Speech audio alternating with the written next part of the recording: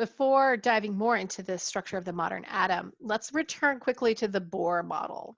So remember, the Bohr model stated there was a positive nucleus and we had these different quantized energy levels that an electron could exist in, and it could jump between them. And that accounted for the emission spectra that we saw. Well, the interesting thing about the Bohr model is that it doesn't explain what we call the collapsing atom paradox. So an electron is negative and a nucleus is positive, and they're attracted to one another. And so there should be an attraction that pulls that electron into the actual nucleus, especially if that electron is a vibrating charge, right? It will lose energy, dissipate, and it will spiral in and collapse into the nucleus of the atom. And that doesn't happen. Electrons are not ever found in the nucleus, except when we talk about nuclear chemistry, and we'll talk about how they're sometimes ejected from it. And so that nucleus, based on the Bohr model, should be able to capture the electron. And there's nothing in the model that explains why it does not. And so this is where the Bohr model fails. It also fails to predict what happens outside the picture of the hydrogen atom, our simplest picture of an atom, right? And so it doesn't hold up. It did a great job explaining some things. And this idea of quantized energy levels for electrons is something we'll hold on to. But now I'd like to attempt to explain a little bit more about the modern picture of the atom, which is based on quantum mechanics. And this will be a cursory touch on the topic, and obviously the depth of it is profound. And it really, so one of the things that really hinges on is the Schrodinger wave equation, or the Schrodinger's equation, which allows us to calculate the probability of finding an electron with a specific amount of energy at a particular location in the atom. So it's saying an electron of a certain amount of energy will be where within the atom, and what's the probability of finding it in that location. And so by solving the Schrodinger wave equation, or approximating the solutions to the Schrodinger wave equation, we can start to predict things like the size and the shape and the orientation in space of what we call an orbital, which is the space or the probability of finding an electron around the nucleus. And coming out of this equation, we can pull what we call quantum numbers that describe that size, shape, and orientation of what is essentially a picture of the probability of finding of the locations that you're more likely to find that electron in the atom. And so now we can solve the Schrodinger wave equation for a hydrogen atom. So like that has one electron and one proton. We can solve it for like a particle in a box is what we call it. And when you take quantum mechanics, that is something that you will get to do. And it's outside the scope of this class, one, because of the math requirement, and two, because of the amount of time we have.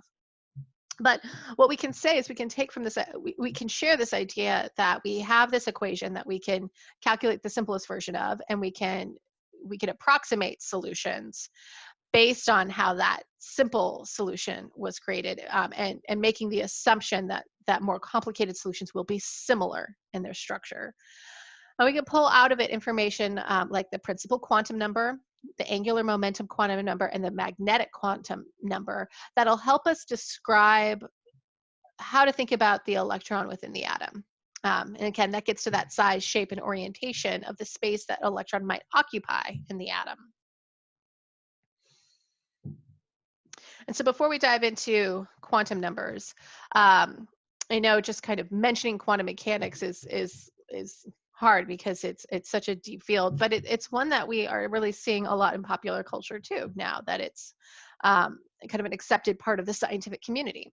And so when we're talking about the modern picture of the atom and how quantum mechanics plays into that, part of it is like the quantization of energy levels that things like electrons can occupy. And that's one piece of it. But it also says that there are all these different states that a particle can occupy, and to actually know which one it is, right? This gets back to our observer effect. Like in quantum mechanics, it can occupy all of those states, and it is occupying all those states until what we call the wave function collapses, until that particle interacts with something or is detected in a way. So if it's interacting with something, that means that we are observing it. So our observations require detection, but it could also be an interaction with some other particle that has nothing to do with us. And then it collapses, and it's just one of the many infinite possibilities that it could be, right? And so the thought experiment that proves that it's not just an observer effect, like we discussed when we talked about observing electrons acting as waves in particles, is Schrodinger's cat.